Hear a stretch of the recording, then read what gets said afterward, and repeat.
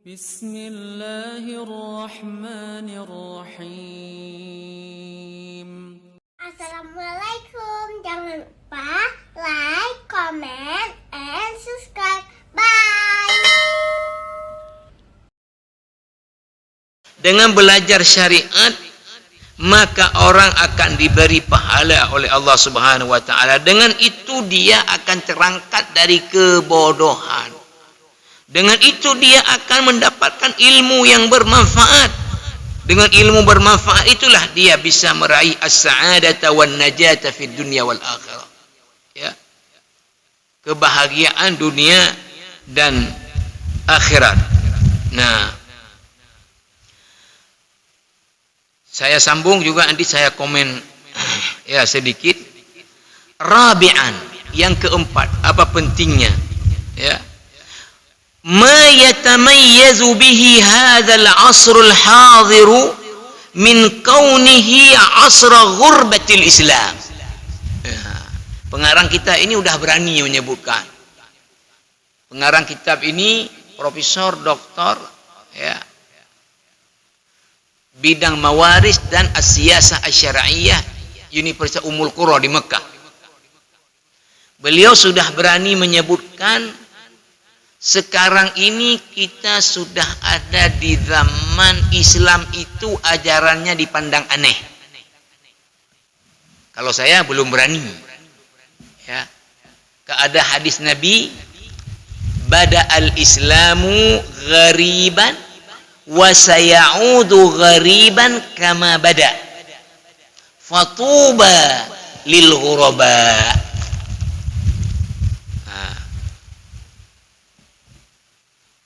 Islam waktu awal datang itu ajarannya dipandang aneh oleh masyarakat Mekah waktu itu. Nyai Muhammad peyaba. Pebah begah. Ya. Saya kebetulan kemarin diminta memberi materi tentang semangat dakwahnya Rasulullah kepada dai-dai muda di pelatihan dinas syariat.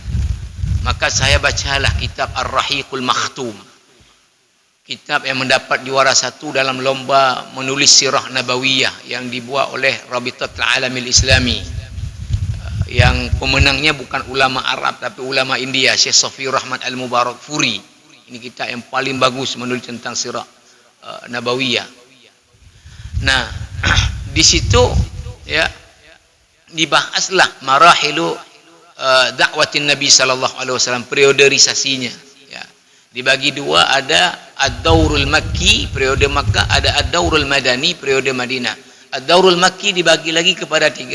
Ada pertama adalah ad-dakwah sirran, dakwah secara rahasia, sembunyi-sembunyi jumpai orang-orang satu-satu yang dekat-dekat. Ya.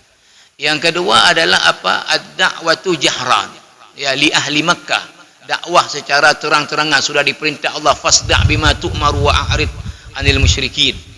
Nah, kemudian yang ketiga periodenya apa? Ad-dakwah kharijat Makkah, ya, dakwah di luar kota Makkah ke Taif. Ya. Nah, inti yang disebutkan di situ apa? Ketika Nabi sudah mulai dakwah terang-terangan, udah mulai marahlah pemuka-pemuka Quraisy. Ya, udah mulai marah, terutama pamannya Abu Lahab. Udah marah, ya. Lalu kemudian mereka menempuhlah, ya, jalan-jalan untuk bagaimana menggagalkan dakwahnya Muhammad. Kalau Syekh Safiur Rahman Al-Mubarak Furi itu membuat judulnya apa? Asalibu syatta fi mujabahati dakwah. Asalibu syatta fi mujabahati dakwah. Berbagai cara untuk menggagalkannya dakwah si Muhammad. Nah, salah satunya apa? Ya, as-sukhriyah wal istihza wat takdzib. Ya. Mengapa? Untuk menggagalkan dakwah Muhammad. Di antaranya apa? Diperolok-olok, dihina, diejek, dibuat main-mainan. Ya. Artinya apa? Dibilang ke orang awam, "Apakah patih Muhammad pegahnya yang belajar dan tapu dan ya, pegah ini itu apa ini pungoji." Ya. Begitulah. Artinya apa? Ya, mereka marah kenapa? Ya. Karena apa yang mereka sudah sembah secara turun-temurun, datang si Muhammad dibilang salah Tuhannya. Hadza yastum alihatana. Ini si Muhammad maki-maki Tuhan kita. Ya. Salahkan apa yang sudah kita buat. Nah, saya mohon maaf ya. Karena saya di Fakultas Dakwah ngajar mata kuliah tafsir ayat-ayat dakwah, hadis-hadis dakwah. Ya. Maka kalau kita melihat ya sejarah dakwah yang dimulai daripada Nabi Nuh alaihi salam, ini adalah bapaknya para dai, karena tidak ditemukan dari keterangan Quran, keterangan hadis ada dakwah Nabi Adam, nggak ada, Idris nggak ada. Jadi awal sekali dakwah itu adalah Nabi Nuh alaihi salam, karena penyimpangan manusia secara akidah di atas muka bumi yang terjadi di zaman Nabi Nuh lah awal mulanya. Maka kalau kita lihat ya, apa yang paling susah ya dirubah dari masyarakat itu selalu apa yang sudah diamalkan turun-temurun. Nah, sehingga ketika diajak kepada sesuatu yang lebih logis, sesuatu kebenaran, susah sekali. Jawaban mereka selalu apa? Bukan dengan dalil. Hadza ma wajadna alaihi aba'ana. Ini yang sudah kami warisi turun-temurun. Kan sampai sekarang juga. Ya, sampai sekarang orang kalau kita perbaiki apa lah, hebek ka pegahan kah nyo ka dari nek tu kan nyo kamu pubut. Agama ke masalah nek tu. Agama ini wahyu. Tidak ada yang berhak buat agama kecuali Allah. Ya. Kemudian disampaikan melalui lisannya Rasulullah SAW, baik itu kalamnya Allah sendiri adalah Al-Quran maupun kalamnya Rasul. Tetap apa yang disampaikan Rasul, apa yang dilakukan Rasul itu wahyu. Wa ma yantiqu 'anil hawa in huwa illa wahyu yuha. Nah, maka yang agama ini adalah apa? Wahyu. Maka kalau Anda melakukan sesuatu, mana dalilnya? Apa dalil-dalil? Mana boleh dalil? Yang penting nyo jika dane itu kamu orang pegahnya ojeka. Ini pernyataan semua umat. Umat Nabi Nuh, umat Nabi Hud, umat Nabi Saleh, umat Nabi Syuaib. Bagaimana Nabi Ibrahim ya mendakwahkan, berdebat dengan kaumnya, dengan ayahnya Azar yang disebut nama dalam Al-Quran. Apa kata mahila yang kau pegang kedro? Patung itu yang pahat ayahnya sendiri. Tuhan roh yang pegang inya mah bu. Secara logika ya Tuhan ya kan powerful berarti, tapi kita yang buatnya maka mabuk. Gimana menyembah sesuatu yang kita buat sendiri? Tetapi karena ini sudah diwarisi turun-temurun ya, maka apa kemudian? Susah sekali masyarakat ya. Terkini misalnya ya, saya tidak usah sebut di mana, baru aja terjadi ya. Ketika saya sampaikan bahwa menurut syariat begini dalilnya, begini-begini, apa jawaban? Ya, salah seorang tokoh di situ, di kampung ini udah resam kayak gini, kan resam dari urojekat. Alasannya bukan dalil, kan resam. Nah, saya tanya, ya, bukan masalah resam. Ini yang kita buat adalah apa? Ibadah. Ibadah itu dalilnya apa? Bukan resam. Nah, maka Islam ketika datang awal dulu ajarannya itu dipandang aneh. Ya, itu namanya hadis tadi, bada al-islamu ghariban. Awal mula datang Islam itu ajarannya adalah dipandang aneh. Wa sayaudu ghariban kama bada. Dan dia ada waktunya kata Rasulullah nanti akan kembali ajarannya dipandang aneh. Tapi apa pesan Rasulullah kepada kita ujung hadis ini yang paling penting? Fatuba lil ghuraba. Beruntunglah orang-orang yang dipandang aneh di zaman itu. Jadi kalau mohon maaf misalnya ya, kita di kantor misalnya berusaha untuk istiqamah, hanya mengambil yang hak kita, yang bukan punya kita, kita tidak ambil. Itu kan kadang-kadang dipandang aneh. Jinyo hanjut keicok juga. Jadi kita apa harus sikap kita ketika itu? Ya, Kita biar sendiri, biar aneh, aneh yang penting betul. Kalau sudah ada zaman misalnya orang nggak pergi lagi ke masjid, tinggal kita pergi sendiri, aneh haji siroja atau muji anak urung jale, aneh gede yang penting betul. Fatuba lil ghuraba. Ini kan dalam beberapa konteks udah terjadi ini sekarang. Kita itu tinggal sendiri. Ya, lalu dipandang orang aneh. Biar aneh, tapi beruntung. Fatuba lil ghuraba. Nah, kalau saya tidak berani mengatakan sekarang udah masuk zaman ajaran itu Islam dipandang aneh, tapi pengarang kita ini berani menyebutkan sekarang ini adalah sudah zaman Islam itu ajarannya dipandang aneh. Maka apa sambungan beliau? Wa dhuhurul fitan wa ta'addud al-jama'at wal ahzab wa kullun yadda'i as-sawaba wal haqqa wa la yastati'u al-mar'u an yata'ama'a hadhihi al-fitan wa ya'rif al-mawqif sahih minha. Nah, kata beliau sekarang muncul banyak fitnah zaman. Makna fitnah zaman apa? Keadaan di suatu zaman yang menguji ya iman kita. Apakah kita bertahan dengan kebenaran atau menyesuaikan dengan zaman? Ya, saya sering mencontohkan ya, ini apa? Ya, kita misalnya sekarang ya maju ya caleg. Zamannya apa? Zaman sogok. Kalau nggak sogok nggak dipilih. Jarang dah tayo ya. Get dah urung ji. Dah juk tepu. Hai pilih je. Ya. Lalu pertanyaannya apakah kita kemudian menyesuaikan? Nah, itu namanya fitnah zaman. Kan banyak orang mengatakan, "Madan nan togok kita dah buat majika kita menegayan." Coba tanya mereka-mereka yang ikut konsentrasi ya. Di Pileg dan nan togok. Ke bahar togok maka jamu menegayan. Togok hijau. Coba kontraktor yang ikut misalnya tender. Nah, yang nan culok iku badung persen. Bahas culok aja menang ini. Ya kaya menagihnya. Nah, itu disebut dengan fitnah zaman. Disebut dengan fitnah zaman. Apakah kita bertahan? Ya, lolo maju. Nyo sogok hana balu hai pilih berbaik gede. Mak aneh, aneh yang penting untung. Tuba lil ghuraba. Jadi di zaman udah banyak fitnah seperti ini, ditambah lagi apa? Ta'addud al-jama'at wal ahzab, muncul macam aliran. Muncul macam kelompok, kullun yadda'i shawaba wal haq, semua mengatakan kelompoknya benar. Kalau udah banyak sekali dalam Islam ini kelompok-kelompok, aliran-aliran, kullun yadda'i shawaba wal haq. Semuanya mengakui kelompok dia yang benar.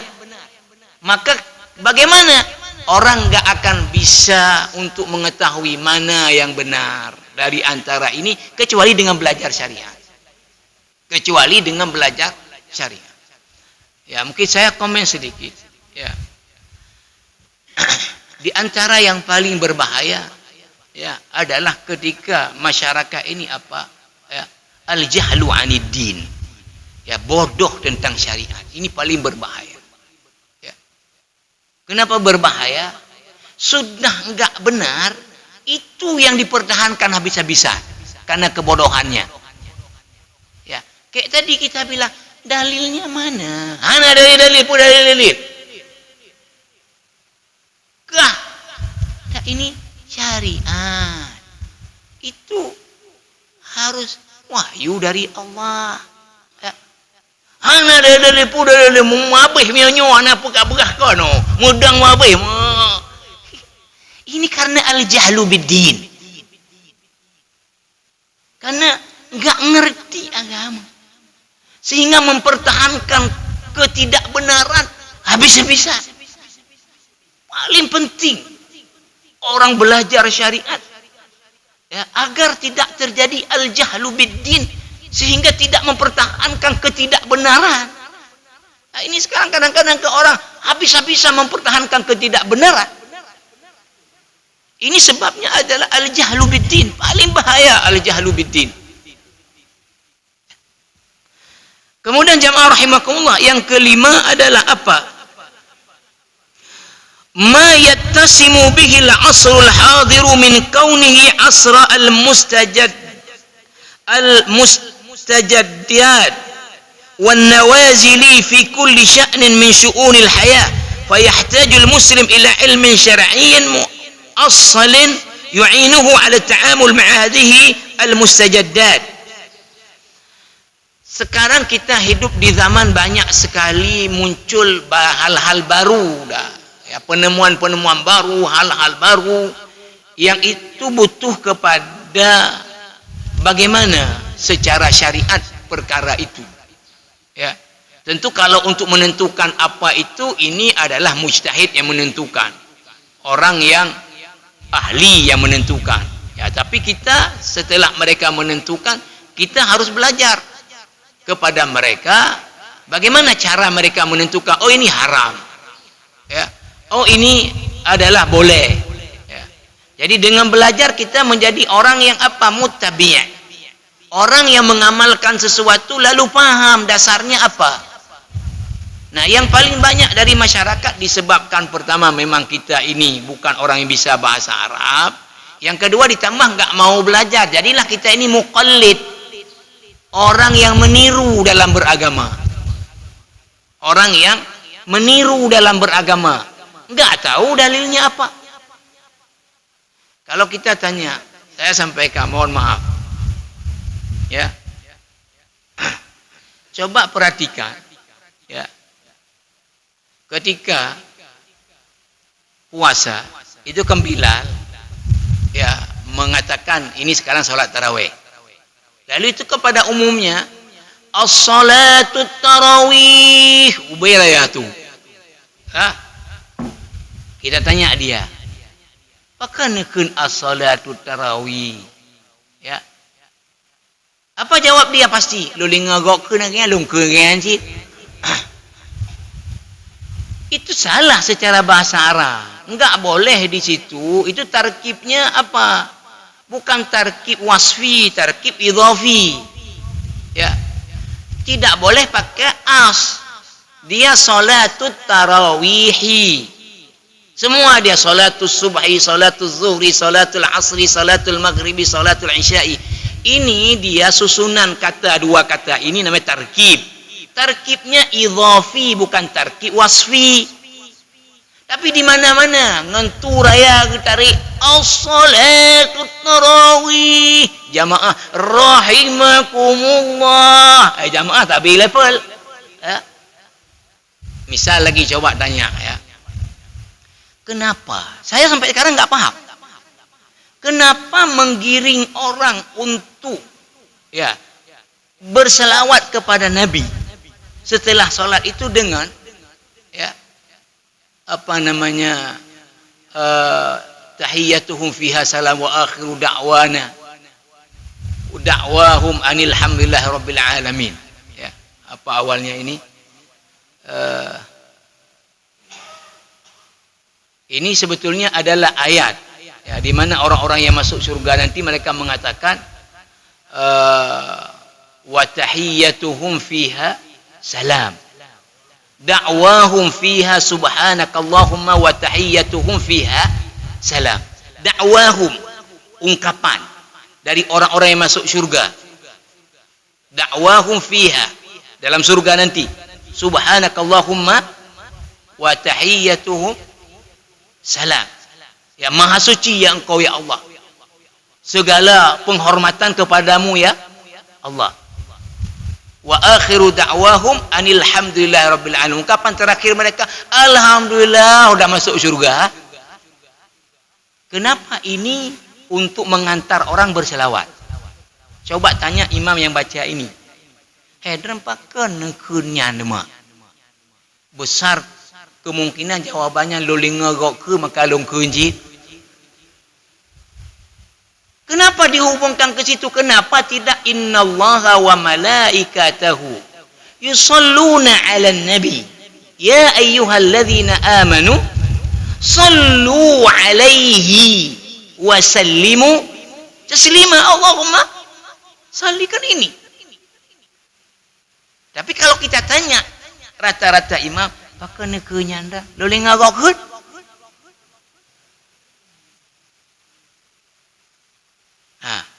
Ini namanya kan bertaklid. Bertaklid. Mengamal sesuatu nggak paham dalilnya, hanya niru. Maka dengan belajar agama syariah kita akan terlepas dari at-taklid, naik ke derajatnya muttabi', al-ittiba, mengamal dan tahu. Ya, mengamal dan tahu. Nah,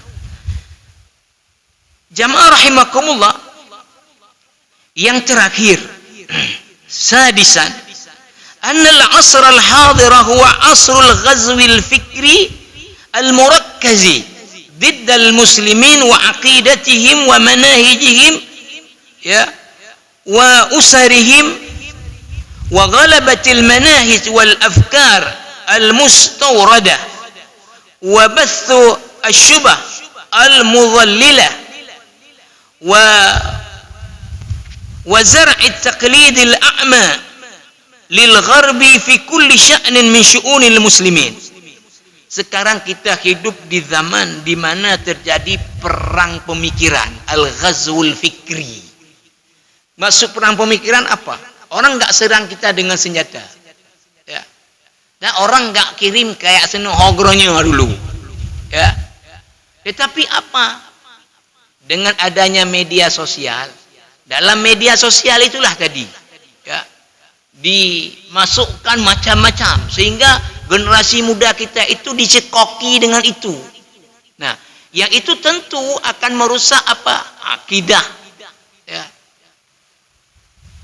Misal, ketika azan berkumandang, lapi mengada acara mendang. Orang sudah disibukkan dengan Facebook, sibukkan dengan macam-macam lah. Nah, belum lagi kemudian macam-macam muncul, ya, apa? Isme lah, ya, liberalisme, pluralisme, sekulerisme, yang gitu-gitu, yang itu untuk menghantam, ya, generasi Islam untuk jauh daripada ajaran Islam. Nah, sehingga nggak bisa selamat dari sekulerisme, ya, apalagi pluralisme, liberalisme. Nah, sekarang kan ya, udah muncul ini, ya. Apa misalnya? Kita dengar, ya. Misalnya ketika wali kota melakukan grebek-grebek maksiat di hotel-hotel. Itu udah ada yang komen. Bu wali, kenyan buat pemerintah. Kenyan buat pemerintah. Pemerintahnya pikir ekonomi. Masyarakat keriban, bermaju, fasilitasnya kan nyambut pemerintah. Ini sudah dicekoki dengan pahamnya Barat. Ini kayak gini dicekoki oleh pahamnya Barat. Apalagi di komen masalah orang, ya, pakai celana pendek itu urusan pribadi, bukan diurus pemerintah. Ini sudah namanya sekulerisme. Artinya apa? Urusan-urusan agama itu urusan pribadi, pemerintah nggak urus itu sekulerisme. Habis itu apa? Ya orang hak dia lah mau buat apa, nanti tanggung sendiri di akhirat dia azabnya. Itu namanya liberalisme. Orang mau buat apa itu liberal, bebas-bebas saja. Itu liberalisme. Dalam Islam, ya, saya kaji di Baitul Musyahadah apa? Fikih siasah syar'iyah. Ya, tugas utama pemerintah dalam Islam nomor 1. Ya, kalau Imam Al-Mawardi, ulama dalam mazhab Syafi'i, ya, menulis kitab Al-Ahkam As-Sultaniyah, bahwa tugas pemerintah dalam Islam itu dibuat dalam satu kalimat, apa? Ya, hifdzuddin wa siyasatud dunya bihi. Menjaga agama, mengatur dunia dengan agama. Itu tugas pemerintah dalam Islam. Maka tugas pertama pemerintah dalam Islam itu memastikan rakyatnya itu hidup sesuai dengan tuntunan syariat. Kebersihan, ekonomi nomor sekian. Tapi bagi orang-orang yang sudah dicekoki oleh paham barat tadi, sekulerisme, pluralisme, liberalisme. Pemerintah yang dia drop udung pakai ilmu panding kenyan buat pemerintah. Buat pemerintah pikir ekonomi masyarakat pakai ilmu meningkat. Soal orang pakai ilmu tanggung jawab ke orang akhirat. Bukan. Itu paham barat. Yang udah dicekoki lewat media sosial. Nah, makanya itu penting belajar syariat untuk supaya kita tahu. Jadi demikian dulu untuk hari ini ya, di mukadimahnya, insyaallah nanti kita sambung, mudah-mudahan Allah meridhoi kita dan selalu membimbing kita untuk ada dalam syariahnya. Subhanakallah bihamdika asyhadu an la ilaha illa anta astaghfiruka wa atubu ilaik. Wassalamualaikum warahmatullahi wabarakatuh.